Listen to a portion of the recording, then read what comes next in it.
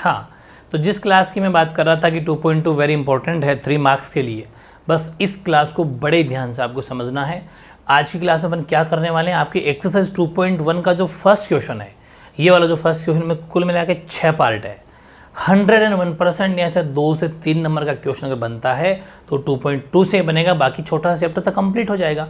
इसके बाद में एक क्वेश्चन और है जो क्वेश्चन नंबर 2 है, उसको फिर एक डिफरेंट तरीके से करना पड़ेगा अपन को। इसलिए मैंने जैसा कि आपको इंट्रोडक्शन वाले वीडियो में ये बात पूरी समझा दी थी, और जिसने बेसिक इंट्रोडक्शन नहीं पार्ट 1 इसी चैप्टर का आपने अगर देखा तो मेरे हिसाब से आपके डाउट रहेगा भी नहीं। तो अपन आज देखें क्वेश्चन नंबर 1 और अगली नेक्स्ट क्लास में देख लें क्वेश्चन नंबर 2। ये जो क्वेश्चन है ये आपको ये कह रहा है कि निम्न द्विघात बहुपदों के शून्य ज्ञात कीजिए और शून्यंकों तथा गुणांकों के बीच संबंध की सत्यता की जांच भी कीजिए। वेरी इंपॉर्टेंट क्वेश्चन है, बड़े ध्यान से समझना है। यही मैंने कहा था कि आपको कोई एक इक्वेशन या एक समीकरण दे रखा होगा, उस समीकरण को सोल्व करना है, मतलब गुणनखंड विधि से, या फिर बीच में जो मिडिल टर्म स्प्लिटिंग करते हैं ना, बीच वाले 2 टुकड़े करते हैं, वैसे करके 2 शून्य निकालना है जिसको अपन को अल्फा और बीटा नाम देना है, और उसके बाद में संबंधों की जाँच करनी है। बड़े ध्यान से समझना, बहुत ज़बरदस्त एक्सरसाइज है 2.2। उसका पहला क्वेश्चन अपन देखते हैं। चलिए शुरू करते हैं। पहला क्वेश्चन है x², ध्यान से समझो, x² - 2x, ठीक है, x² - 2x, x² है -2x है, और आपका माइनस क्या है 8 है। चलिए ये क्वेश्चन है, इसको अपन को सॉल्व करना है। तो सॉल्व कैसे करेंगे, बड़े ध्यान से समझो। इसको सॉल्व करेंगे, सबसे पहले अपन इसके मिडिल टर्म स्प्लिटिंग करेंगे, बीच वाले के 2 टुकड़े अपन इसके करेंगे, और जैसे ही 2 टुकड़े करेंगे, जैसा कि आपको मैंने पहले ही बता दिया था कि x² माइनस का तो 4x ले लेंगे और प्लस का 2x ले लेंगे, और -8 अपनी जगह। कैसे किया कि इस -2x जो था बीच वाला, ये इसके 2 ऐसे टुकड़े करने हैं। बड़े ध्यान समझो कि उन दोनों टुकड़ों को अगर मैं आपस में गुणा करूँ, मतलब आपस में गुणा करूँ, तो वो इन दोनों का गुणा आ जाए, 8 और x का आ जाए, मतलब माइनस का 8x² आ जाए। भाई -8 को जब x² से मल्टीप्लाई करोगे, गुणा करोगे, तो माइनस का 8x² आता है। तो अपन ने क्या करा कि माइनस का तो 4x ले लिया और प्लस का 2x ले लिया, इन दोनों को गुणा जैसे किया तो माइनस का 8x² आ रहा था। चलो वो तो बात सही बैठ रही है, लेकिन एक बात और भी होती है मिडिल टर्म स्प्लिटिंग में कि इन दोनों के जो टुकड़े आपने किए, इन दोनों को आपस में प्लस करूँ या फिर माइनस करूँ, तो पीछे ये बचना चाहिए। ये 2 कंडीशन होती है, मतलब इस 2x के ऐसे 2 टुकड़े करने हैं कि उन दोनों टुकड़ों को आपस में गुणा करूं, तब तो इन दोनों का गुणा आ जाए, और उस 2x के 2 ऐसे टुकड़े जो कि उसका प्लस करूं या माइनस करूं, जोड़ूं या घटाऊं, तो पीछे जो माइनस का 2x ही बचना चाहिए। तो अपन ने माइनस का तो 4x लिया था, प्लस का 2x लिया था, तो माइनस के 4x प्लस का 2x चला गया, तो माइनस का 2x बचा, क्योंकि बड़ी संख्या का चिन्ह रहता है, तो माइनस का 2x बच गया। तो दोनों बातें आपने फॉलो करनी है, और वो अपन ने करी भी है, ठीक है। तो ये बहुत ज़रूरी ध्यान रखना है, बाकी कोई मुश्किल नहीं है, ईजी बहुत है ये, बस ये टुकड़े करना आपको आना चाहिए। अब 2 के जोड़े बना लो। पहले इसमें कॉमन ले लो, x² और 4x में क्या कॉमन है, सिर्फ x कॉमन है, मतलब जो दोनों में हो वही कॉमन होता है। तो x कट गया तो पीछे x बचा, माइनस लग गया, x कट गया सिर्फ 4 बचा, ठीक। इन दोनों में क्या कॉमन है, यहाँ जो साइन होता है ना, देखो यहाँ जो साइन है वही साइन अप्लाई कर दो यहाँ पर। इन दोनों में क्या कॉमन है, इन दोनों में 2 कॉमन है। भाई यहाँ पर भी 2x है, यहाँ पर भी 8 है, दोनों में 2 कॉमन है, तो 2 कॉमन ले लिए, तो पीछे x बच के 2 से 2 कट गया, और ये प्लस और माइनस हो गया माइनस। बड़े ध्यान से समझना, प्लस माइनस का इशू बैठेगा। ये प्लस और ये माइनस है, जब +2 का -8 में डिवाइड किया, भाई ऐसा होता है ये। इसमें जब आप +2 का डिवाइड दोगे तो क्या आएगा बताओ, तो 2 चौक 8 आएगा, 8 तो आएगा, सॉरी 2 चौक 4 बार आएगा, लेकिन ये प्लस और माइनस लग जाएगा, ये ध्यान रखना। 4 तो आएगा लेकिन माइनस का 4 आएगा, ठीक है। तो कॉमन लेने का मतलब है अंदर वाले से डिवाइड करना, भाग देना, तो 4 आ गया।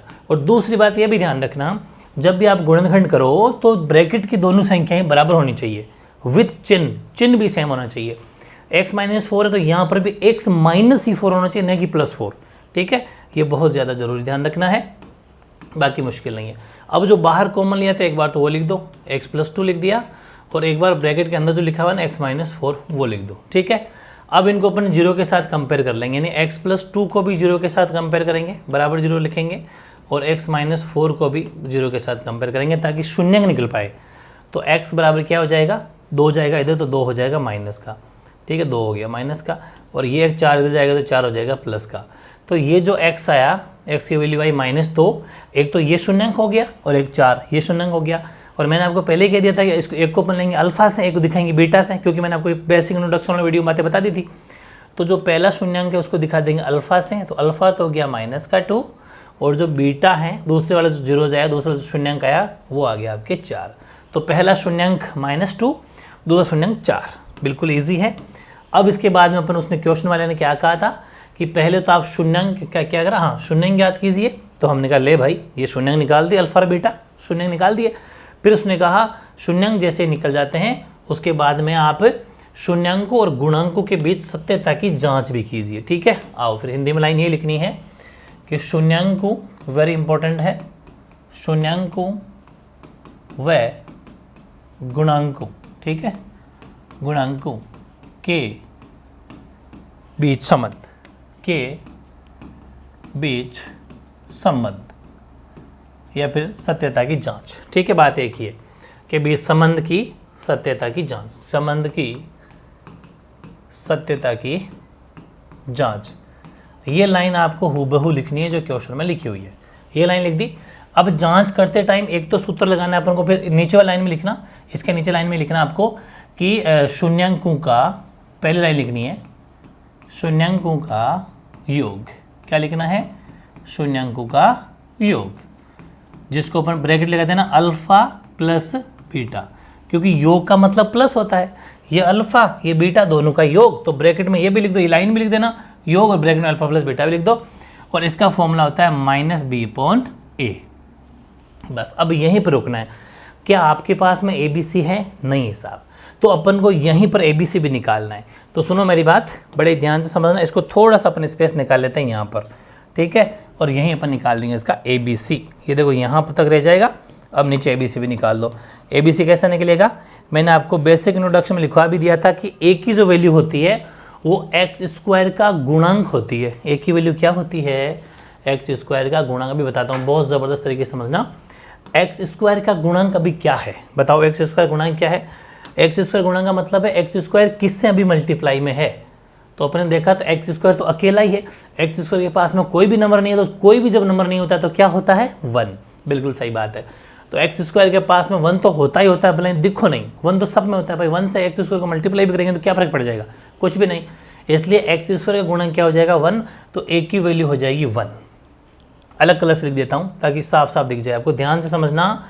x² की वैल्यू हो जाएगी, यानी x की जो फर्स्ट है ना a की वैल्यू, वो a की वैल्यू हो जाएगी x² का गुणांक, यानी कि जो कि 1 है। फिर b की वैल्यू क्या हो जाएगी, b की वैल्यू हो जाएगी x का गुणांक जो x से गुणा है, -2। x नहीं लेना है, सिर्फ नंबर लेना है। और c की वैल्यू मैंने आपको बेसिक इंट्रोडक्शन बता दिया था, c की वैल्यू होती है सेपरेट संख्या, वो है -8। फिर सुन लो, बहुत ज़बरदस्त क्वेश्चन है। c की वैल्यू होती है सेपरेट संख्या, ना तो x पास में होना चाहिए ना y पास में होना चाहिए। b की वैल्यू होती है हमेशा फिक्स है, b की वैल्यू होगी x का गुणांक, और a की वैल्यू होगी x² का गुणांक। हाँ हो, ये हो सकता है यहाँ पर कभी p² हो तो p² होते हैं p हो जाएगा, तो p² का गुणांक a हो जाएगा, p का गुणांक b हो जाएगा, वो कोई फर्क नहीं पड़ता।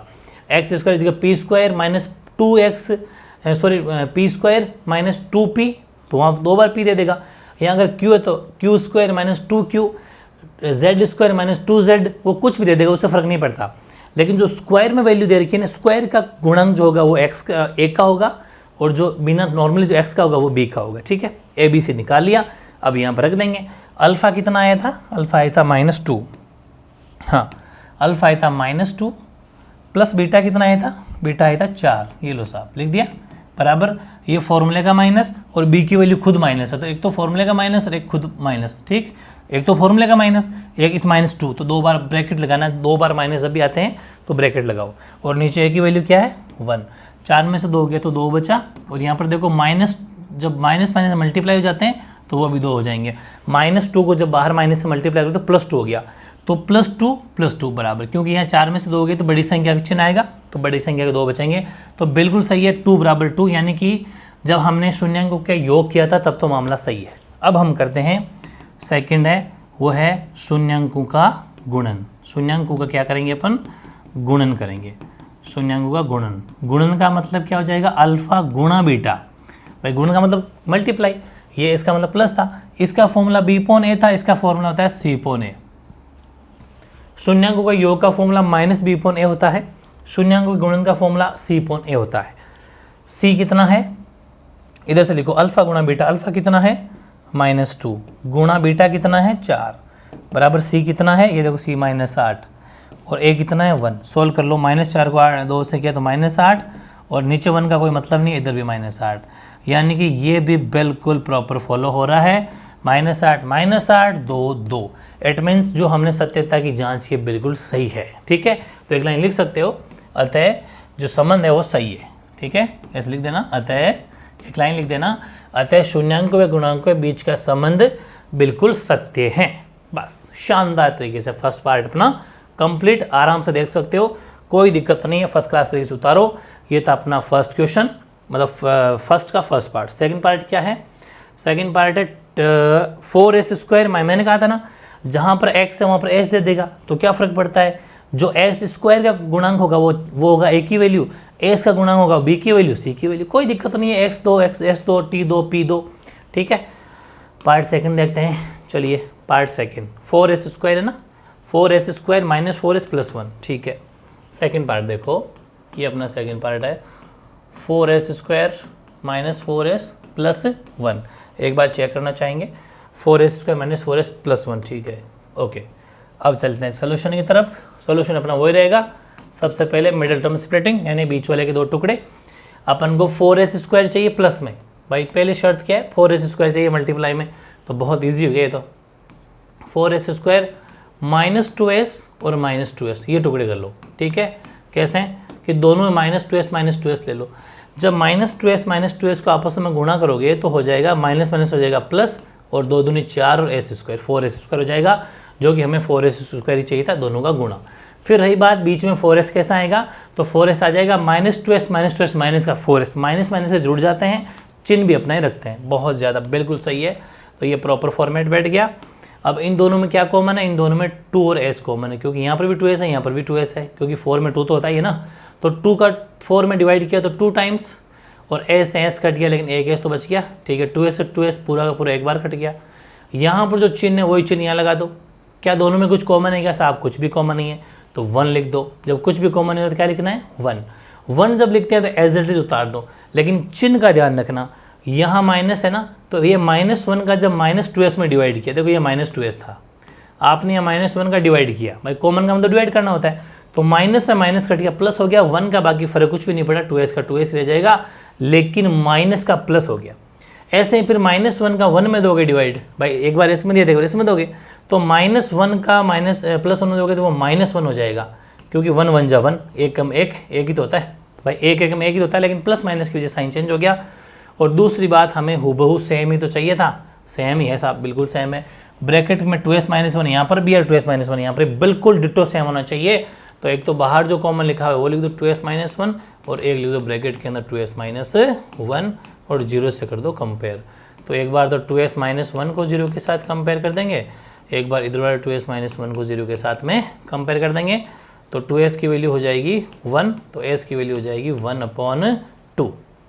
सेपरेट हो गया ये, इधर भी सेम टू सेम ही आएगा, लेकिन एक बार लिखना तो फॉर्मेलिटी तो पूरी करनी पड़ेगी। 1/2 कैसे कि एक बार 1 जब इधर आए तो हो गया प्लस का, और 2 जब s के साथ मल्टीप्लाई में था वो आ गया बटे में। ठीक है, अपॉन में थोड़ा सा लंबा बढ़ा दो, और ये अपना आ गया, ये जो s की वैल्यू थी वही अपना अल्फ़ा है, तो अल्फ़ा आ गया 1/2, और बीटा भी इसके अंदर तो 1/2 है, दोनों ही सेम है, क्योंकि यही जो वैल्यू होती है ना ये वाली, वही हमारे अल्फ़ा और बीटा होती है। बिल्कुल प्रॉपर तरीके से आंसर आ गया अपना, सही है। अल्फ़ा अच्छे से देख लेना, कहीं कांड छांड ना समझ के गलत मत लिखना इसको। अल्फ़ा बराबर 1/2, ठीक है, ये अल्फ़ा बराबर 1/2 है, और ये बीटा बराबर भी 1/2 है। अब क्या करेंगे, वही सेम सत्यता की जांच करेंगे। मैं शॉर्ट में लिख देता हूँ, जो लाइन लिखी हुई नहीं यहाँ पर, कौन सी, ये शून्याङ्क व गुणांकों के बीच संबंध की सत्यता की जांच, ये एज इट इज आपको यहाँ पर लिखना है। ठीक है, शून्याङ्क व गुणांक के संबंधों की आपको पूरा लिखना है ना, जांच, सत्यता की जांच। ठीक है, कि सत्यता की जांच लिखनी है आपको, कि सत्यता की जांच, सत्यता की जांच। ये लाइन लिखने के बाद में शून्याङ्कों का योग आपको पूरा पूरा लिखना है, मैं अभी शॉर्ट में लिख रहा हूँ।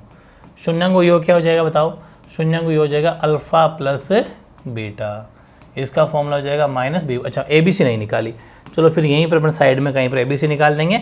हालांकि आपको इसके नीचे लिखना है ना, आपको नीचे लिखना है, मैं अभी तो यहीं उतार रहा हूँ। a की वैल्यू बताओ क्या हो जाएगी, जो s² का गुणांक है, तो a की वैल्यू हो जाएगी 4, b की वैल्यू क्या हो जाएगी -4, जो s का गुणांक है, और सी की वैल्यू हो जाएगी 1। ये हमने ABC भी निकाल दिया, कोई दिक्कत नहीं है। अब हम चलते हैं आगे, वापस अपने यहीं पर आ जाते हैं।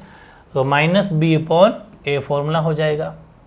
तो अल्फ़ा कितना, अल्फ़ा 1/2, बीटा भी 1/2, माइनस, तो ये माइनस और b की वैल्यू भी माइनस। तो देखो लगभग b की वैल्यू माइनस जानबूझ के देता है कि आप गलती करो, क्योंकि आप इस वाले माइनस को लगाना भूल जाओगे या फिर कभी इसको माइनस लगाना भूल जाओगे, ये गलती मत करना, ठीक है। अपॉन a की वैल्यू 4, इसका ले लेंगे अपन एलसीएम, तो एलसीएम आ गया 2 आ जाएगा, तो 2 का 2 में एक बार, इसका भी एक बार, माइनस इंटू माइनस हो गया प्लस, 4/4, इसका हो जाएगा 1 और 1 ऐड हो के 2, 2.2, 4/4, कट के ये भी 1, कट के ये भी 1, तो 1 बराबर 1 आ गया। इट मीन्स जब हमने शून्यांकों का योग किया था तब तो सत्यता की जांच बिल्कुल सही बैठ गई। अब ले लेते हैं अपन शून्यांकों का गुणन, ठीक है। शून्यांकों का गुणन, गुणन का मतलब हो जाएगा अल्फा इंटू बीटा, जिसका फॉर्मूला क्या होता है, C/A। अल्फा इंटू बीटा क्या है अल्फा बताओ, अल्फा 1/2, बीटा भी 1/2।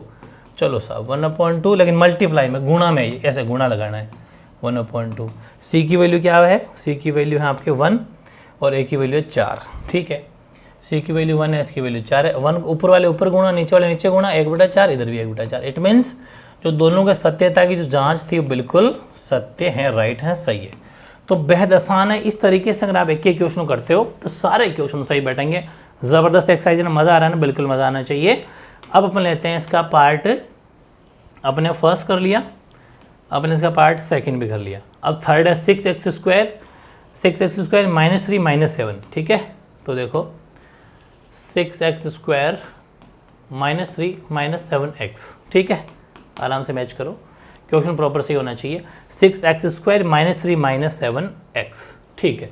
ये अपना है पार्ट 3, ठीक है, तीसरा पार्ट है, वेरी इंपॉर्टेंट है।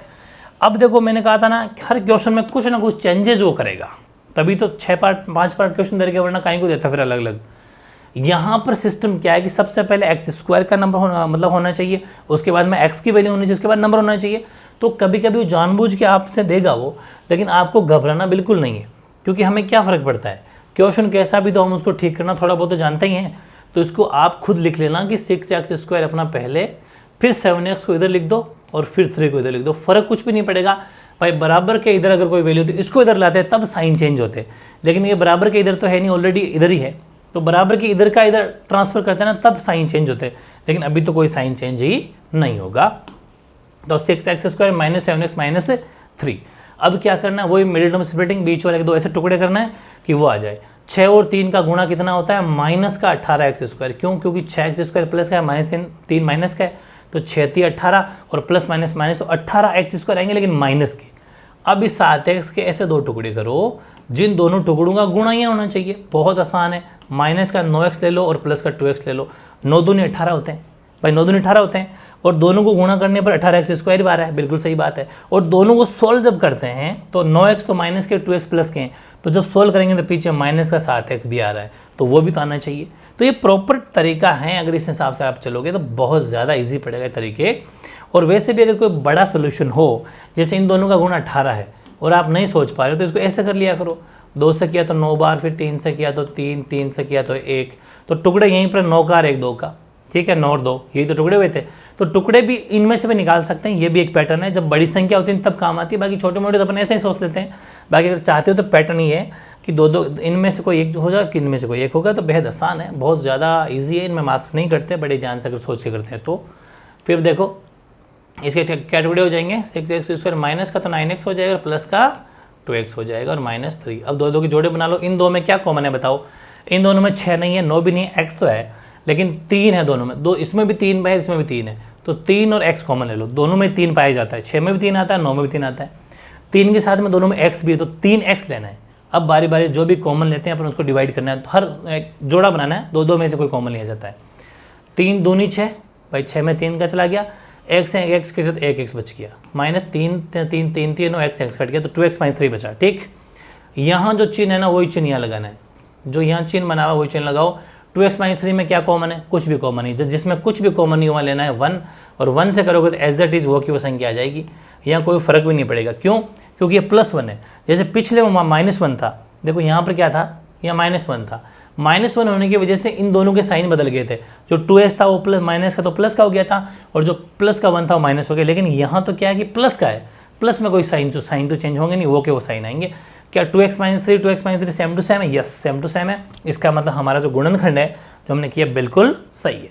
अब एक बार जो बाहर लिखा था कॉमन लिया था वो लिख दो, और एक बार ब्रैकेट वाली वैल्यू लिख दो, ठीक है।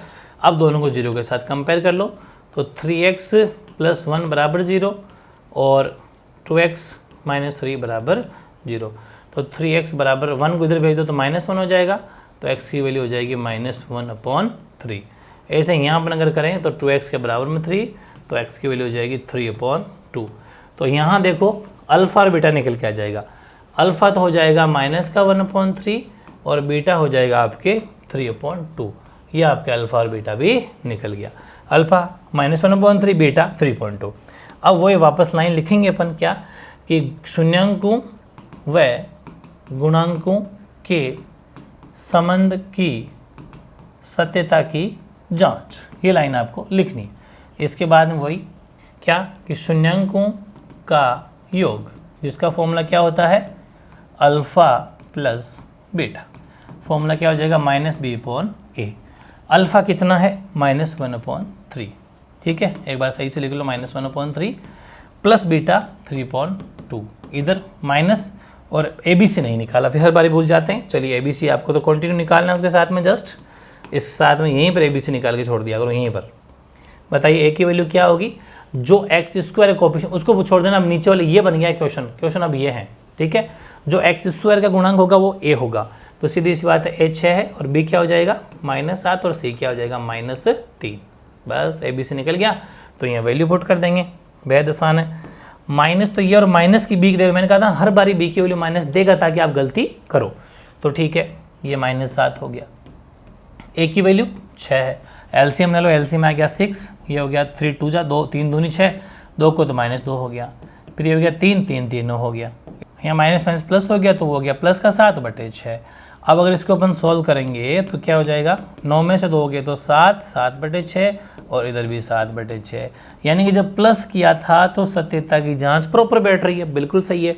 और अब अपन कर लेंगे इसको गुणा, यानी कि शून्यांकों का गुणन, ठीक है। गुणन को लिखते हैं अपन अल्फ़ा इंटू बीटा से, फॉर्मूला हो जाएगा C/A। तो अब बताओ अल्फ़ा और बीटा कितना था, 1/3 और 1 माइनस का 1/3 इंटू दूसरे वाला क्या था 3.2 और C की वैल्यू क्या थी, C की वैल्यू -3 और A की वैल्यू 6 है। C की वैल्यू -3 और A की वैल्यू 6 है, 3 से 3 कट गया तो यहाँ -1/2 बचा, और इसको भी अगर काटेंगे 3 की टेबल से 3 एकम 3 और 3 दूनी 6, माइनस का माइनस रह जाएगा। यानी कि यहाँ पर भी बिल्कुल दोनों बराबर आ रहे हैं। इसका मतलब जो सत्यता की जांच की थी वो बिल्कुल सत्य है।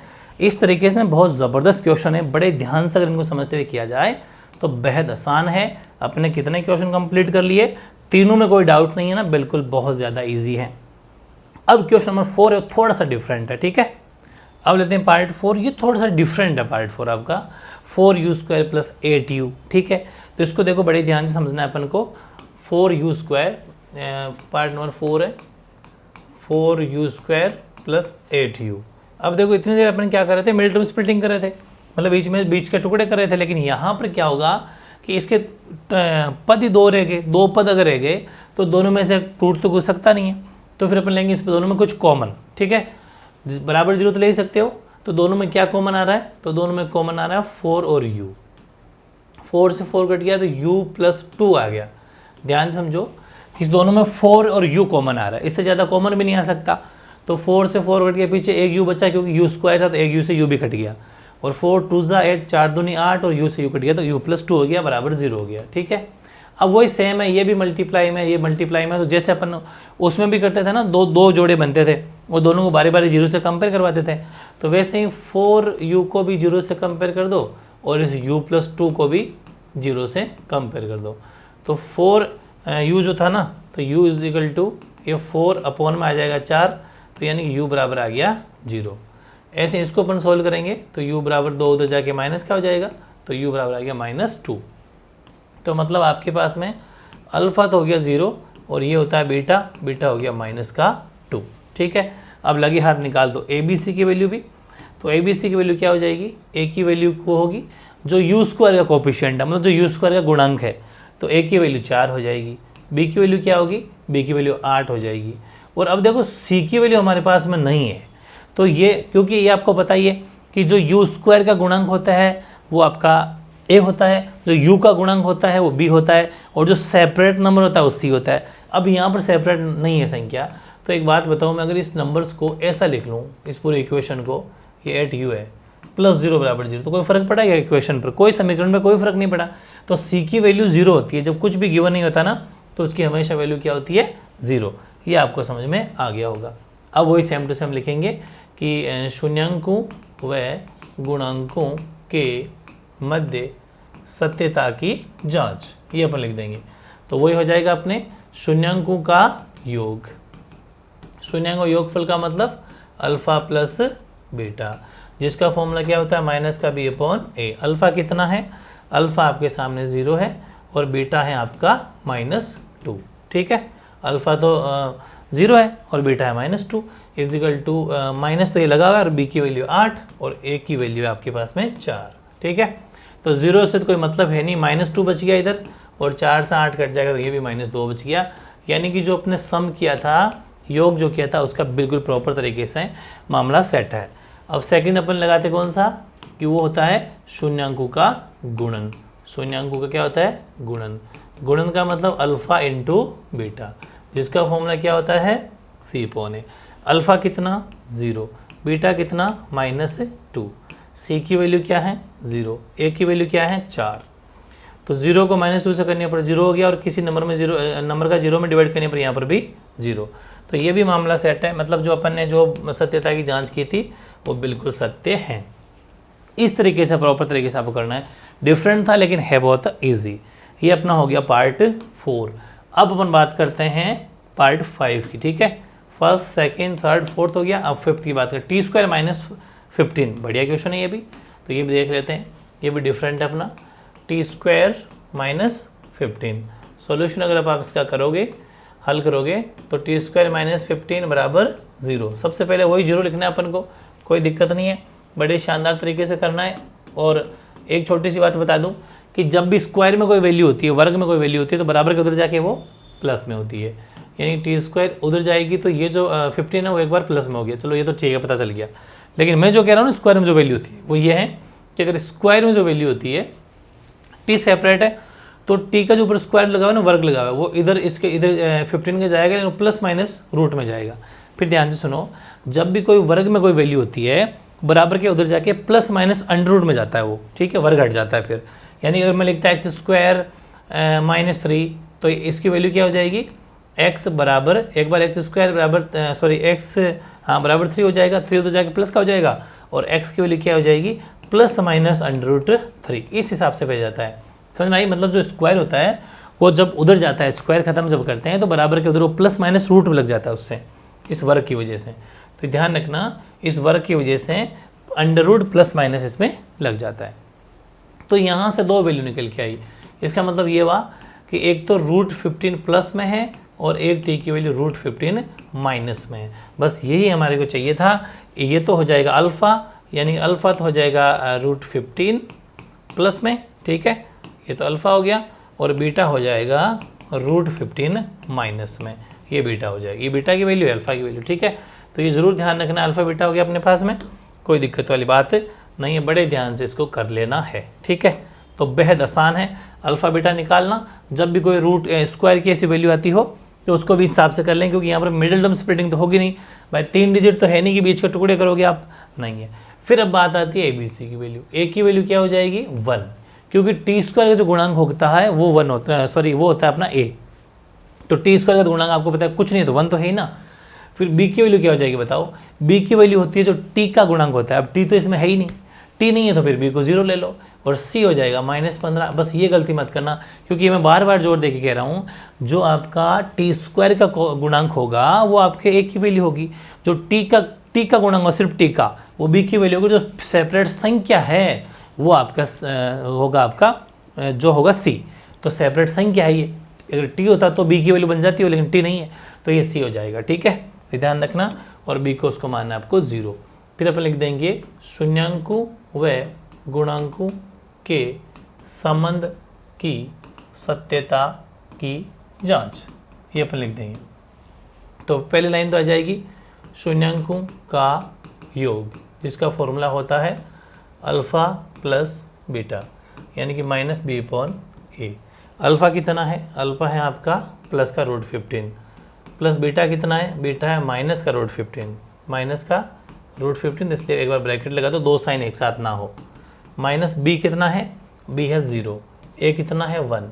अब ध्यान रखना कि प्लस का √15 और ये इसको अगर ब्रैकेट को अपन अगर ओपन करते हैं तो प्लस माइनस हो जाता है माइनस। एक बार पूरा प्रॉपर लिखेंगे, और इधर तो पूरा 0 ही, डिपार्टमेंट में प्लस लगाओ चाहे माइनस लगाओ तो 0 ही है। अब 15 से 15 कट गया, ये भी 0, तो 0 बराबर 0 हो गया, यानी कि पहला जो मामला था वो बिल्कुल सेट है। अब अपन लिखेंगे शून्याङ्कों व गुणांकों का, सॉरी शून्याङ्कों व वो क्या था योग, तो अब आ जाएगा शून्याङ्कों का गुणन, शून्याङ्कों का गुणन, शून्याङ्कों का गुणन। गुणन का फॉर्मूला क्या होता है? Alpha into beta. Alpha into beta का मतलब c/a। अल्फ़ा कितना? √15 और बीटा कितना? माइनस का √15, ठीक है। c कितना? माइनस का 15 और a कितना? 1। अब मैंने आपको पहले रूट का नॉलेज करवा दिया था, देखो एक बार फिर करा देता हूँ अगर आपको जानना हो तो। मैंने कहा था कि √15 इंटू √15 ओनली 15 हो जाएगा, जैसे √3 इंटू √3 ओनली 3 होता है, वैसे ही √5 इंटू √5 ओनली 5 होता है। तो ये चीज़ें तो पहले से अपने कर रखी है, लेकिन अगर यहीं किसी में से भी अगर एक के माइनस है तो वो माइनस आ जाता है, या माइनस तो माइनस आ जाता है, किसी एक पर भी माइनस तो माइनस लग जाता है, बाकी कोई बड़ी चीज़ नहीं है। तो यहाँ मैं अगर बात करूँ तो √15 ओनली 15, बट प्लस माइनस होने की वजह से माइनस, और इधर का सोल्यूशन भी -15 ही है, क्योंकि एक का भाग देने पर कोई फर्क पड़ेगा नहीं, तो ये भी बिल्कुल सही है। तो हमने जो संबंध सत्यता की जो जाँच की है वो बिल्कुल सही है, प्रॉपर तरीके से सोल्यूशन हो गया। बस कुल मिला के अपन को अल्फ़ा बीटा निकालना तो अपने निकाल लिया, जो बेहद आसान है, ठीक है। यह था इसका 5वां पार्ट। अब क्या रह गया? कोई रह गया? चाहे को रह गया 6ठा part, 3x² - x - 4, 3x² - x - 4। छठा देखो 3x² - x - 4, ये पार्ट रह गया अपना, ठीक है। देख लेते हैं एक बार, कंफर्म कर लो। 3x² - x - 4 ये सही है। तो इसको अपन अगर सोल्व करते हैं तो वापस इसमें मिडिल टर्म स्प्लिटिंग हो जाएगी, इसमें गुणनखंड विधि लग जाएगी, बीच वाले टुकड़े हो जाएंगे। बहुत ही बढ़िया क्वेश्चन है, बड़े ध्यान से इसको अपन को समझना है। क्या होगा हल? इसका हल लिखेंगे, सबसे पहले शून्याङ्क निकालेंगे, इसलिए तो 3x², अब ये 4 थी 12 चाहिए, तो बेहद आसान है कि माइनस का तो 4x ले लो और प्लस का 3x ले लो और -4 वो एज इट इज रह जाएगा। अब इन दोनों में क्या कॉमन है? सिर्फ x कॉमन है, दोनों में x कॉमन है, तो x कट गया, तो यहाँ बच गया 3x और यहाँ -4। इन दोनों में कुछ भी कॉमन है तो 1 ले लो, तो 3x - 4, बहुत आसान हो गया। ब्रैकेट की वैल्यू दोनों सेम है। अच्छा, टुकड़े करना तो आ गया होगा कि माइनस के 4x में से 3x अगर जाएंगे तो माइनस का 1x बचेगा, और माइनस के 4x 3x से मल्टीप्लाई करेंगे तो उन दोनों का मल्टीप्लाई आना चाहिए, जो अपन को पहले से ही पता है, ठीक है। अब क्या कर लेंगे, एक बार जो बाहर कॉमन लिखा था, मतलब लिया था, वो ले लेंगे, और एक बार ले लेंगे ब्रैकेट के ये अंदर वाली वैल्यू, ठीक है। बराबर 0 से सबके साथ कंपेयर करवा सकते हो, उसमें कोई डाउट ही नहीं है, ठीक है। यहाँ भी लिख सकते थे। अब क्या लिखेंगे, x + 1 = 0, और इधर भी 3x - 4 = 0। तो x की वैल्यू क्या हो जाएगी? इधर आके -1, और ये जो 3x है इधर जाके ये हो जाएगा 4, तो x की वैल्यू हो जाएगी 4/3। ये दोनों x हो गया। नसेंस ये अल्फ़ा हो जाएगा -1, और बीटा जो अपना है वो हो जाएगा 4/3। ये अल्फ़ा है, ये तो अल्फ़ा है, और ये बीटा है। इसके बाद में हमें जो निकालने की ज़रूरत होती है वो निकालने की ज़रूरत होती है ABC की। तो A की वैल्यू क्या हो जाएगी? जो x² का गुणांक है, तो x² गुणांक है 3, तो ये लग गया A हो गया, और B हो जाएगा -1, क्योंकि 1 यहाँ पर पास में खड़ा है, x के पास में ऐसा मान लो कि 1 है, तो -1 कहलाएगा, क्योंकि उसके पहले जो साइन है ना वो इस चिन्ह लगेगा, और C हो जाएगा -4। अब वापस वो लाइन लिख देंगे, शून्याङ्कों व गुणांकों के मध्य संबंध जो है उसकी संबंध की सत्यता की जांच, ये बात अपन यहाँ लिख देंगे, ठीक है। जो वापस लाइन क्या आ जाएगी नीचे, वो आ जाएगी शून्याङ्कों का योगफल। शून्याङ्कों योगफल की अगर बात करें तो अल्फ़ा प्लस बीटा होता है, जिसका फॉर्मूला -b/a। अल्फ़ा कितना है? अल्फ़ा है आपका -1, और बीटा कितना है? वह 4/3 बराबर माइनस, और b की वैल्यू क्या आई थी? b की वैल्यू आई थी -1, तो ये लो -1, मैंने जैसा ही कहा था ना ब्रैकेट के बाहर 100% माइनस है तो वो खुद लगभग वैल्यू माइनस के देता है जितनी कोशिश हो। ए की वैल्यू 3 है, ए की वैल्यू 3 है। इसका ले लेंगे अपना एलसीएम, तो एलसीएम आएगा 3, इसका 3 से 1 का 3 में डिवाइड किया 3 को माइनस तो -3 हो जाएगा। ये एलसीएम अपने साथ सोल्व कर सकते हो, लेकिन बहुत ईजी है कि नीचे वाली संख्या किसे भाग देंगे, 1 का 3 में भाग दिया 3 है, 3 को ऊपर वाले से मल्टीप्लाई कर दो तो -3 हो गया, ऊपर 1 था। फिर 3 का 3 में भाग दिया तो एक बार, 1 को 4 से गुणा कर दो, 4 का 4 ही हो जाएगा। ये -1 माइनस इंटू माइनस क्या हो जाएगा, +1 हो जाएगा भाई, माइनस इंटू माइनस प्लस हो जाएगा। और नीचे 3 का 3, 4 में से 3 गया तो 1 बच गया, यहाँ पर भी 1/3 और यहाँ पर भी 1/3। मतलब ये मामला तो बिल्कुल सही है, सेट है। अब बात करते हैं अपन शून्यांकों के गुणांक की। शून्यांकों का गुणनफल बोल दो, गुणांक क्या, गुणनफल। तो गुणन या गुणनफल बोल दो, वो होता है अल्फा इंटू बीटा, जिसका फॉर्मूला होता है C/A। ठीक है, अल्फा कितना है, अल्फा है -1 इंटू 4/3 बीटा है भाई, ये अल्फा है, देखो यार -1 बीटा है 4/3 बराबर सी कितना है, सी है -4 और ए कितना है, ए आपका 3। ठीक है, अब इसको आप सोल्व अगर करोगे तो अपन यही कर देता हूँ ताकि इजी रहे अपना, हालांकि आपको तो उसके नीचे उतारना है। तो देखो इससे कटेगा नहीं, ऊपर वाले ऊपर गुणा, तो 4 को जब -1 से गुणा किया तो -4 हो गया और नीचे 3 है, इधर भी -4/3, यानी कि -4/3 बराबर -4/3। इसका मतलब जो हमने समन जो किया था वो बिल्कुल सही है, योग में भी सही आंसर आ रहा था और यहाँ पर गुणन में बिल्कुल सही आंसर आ रहा है। तो इस हिसाब से अगर अपन देखें तो अपन ने जो इस क्वेश्चन नंबर 2 लिया था इसको बिल्कुल प्रॉपर तरीके से कंप्लीट कर लिया है। जो इसके 6 पार्ट थे 6 के 6 कंप्लीट कर लिए। इसमें आपने क्या चीज़ सीखी कि आपके पास में ऐसा समीकरण दे रखा था, उस समीकरण को आपको गुणनखंड विधि से तोड़ के उसके 2 शून्यांक निकालने होते थे, दोनों शून्यांक निकाल लिए। दोनों शून्यांक निकालने के बाद में अपन को संबंधों की जांच करनी थी, तो हम लिखा कि शून्यांक व गुणांकों के संबंधों की जांच। फिर पहला फॉर्मूला लगाया शून्यांकों का योग, जिसका फॉर्मूला था अल्फा प्लस बीटा बराबर -b/a, और दूसरा शून्यांकों का गुणन यानी अल्फा इंटू बीटा बराबर c/a, उसमें वैल्यू पुट करा दी। तो दोनों बराबर आने चाहिए, बराबर आने ही चाहिए, ध्यान रखना आ रहे थे और बिल्कुल सही है, इसका मतलब सत्यता की जाँच बिल्कुल सही निकली। तो ये था क्वेश्चन नंबर 1 जिसमें अपन को ABC की वैल्यू का ध्यान रखना है। वो हालांकि मैंने पहले लिखवा दिया था बेसिक इंट्रोडक्शन वाली क्लास में, फिर बता देता हूँ अगर आपने बेसिक इंट्रोडक्शन नहीं देखा हो तो, कि जो x² का गुणांक होता है, जो x² का गुणांक होता है ना, एक बार साइड में लिख लेना, और जो x का गुणांक होता है, ठीक है, और एक होती है सेपरेट संख्या, ठीक है, संख्या। तो ध्यान रखना x का जो गुणांक होता है, सॉरी x² का, x² का जो गुणांक होगा वो ध्यान से समझना है आपको। हाँ, x² का जो गुणांक होगा वो तो होगी a की वैल्यू, वो a का मान होगा, ठीक है, वो a का मान होगा। और जो x का गुणांक होगा वो b का मान होगा, और जो सेपरेट संख्या होगी वो आपके c का मान होगा। ये विशेष तौर से आपको ध्यान देना है, ये आगे पीछे कभी भी हो जाता है। जैसे उसने पहले कहा था कि t² - 15, तो ये जो t² है इसके अंदर 1 छुपा हुआ है, इसका मतलब a की वैल्यू 1 होगी, क्योंकि t² का जो स्क्वायर का गुणांक जो भी होगा, चाहे x² हो, चाहे t² हो, चाहे p², कुछ भी हो, ये तो आपका a होगा। लेकिन जो सेपरेट संख्या है जिसके साथ में कोई t के x से कुछ नहीं जुड़ा हुआ, वो होता है c। तो ये c था, तो फिर b हमने 0 माना था, क्योंकि b जिसमें नहीं दे रखा होता उसमें 0 मान के चलना है। तो ये जरूर ध्यान रखना होता है, वरना क्या करोगे आप, इस 15 को क्या कर दोगे, 15 को b मान लोगे, जबकि वो 15 है c। जब 15 को b मान लोगे तो आंसर कहाँ से आएंगे फिर। तो ये चीज़ें ज़रूर ध्यान देनी है, जो बहुत ही ज़्यादा ध्यान देनी है, ठीक है, गलती मत करना। तो अपनी जो एक्सरसाइज 2.2 है उसका फर्स्ट क्वेश्चन ज़बरदस्त तरीके से कंप्लीट कर लिया है। इसी चैप्टर का अपने बेसिक इंट्रोडक्शन का वीडियो शानदार तरीके से मैंने अपलोड किया था, वो भी आई थिंक हम देख लिया होगा। अब एक क्लास और आएगी, उसके बाद में चैप्टर अपना कंप्लीट हो जाएगा। मतलब चैप्टर 2 के अपने कितने वीडियोज़ बने, कितनी क्लास हुई, पहली क्लास बेसिक इंट्रोडक्शन की, दूसरी क्लास 2.1 की, और ये तीसरी क्लास 2.2 का पहला क्वेश्चन, और एक क्वेश्चन हो जाएगा 2.2 का दूसरा क्वेश्चन। फिर 4 क्लास के अंदर कंप्लीट हो जाएगा। फिर एक वीडियो एक क्लास और आएगी जिसमें पूरे चैप्टर के एग्जाम्पल भी होंगे, ठीक है, ये ज़रूर ध्यान रखना है।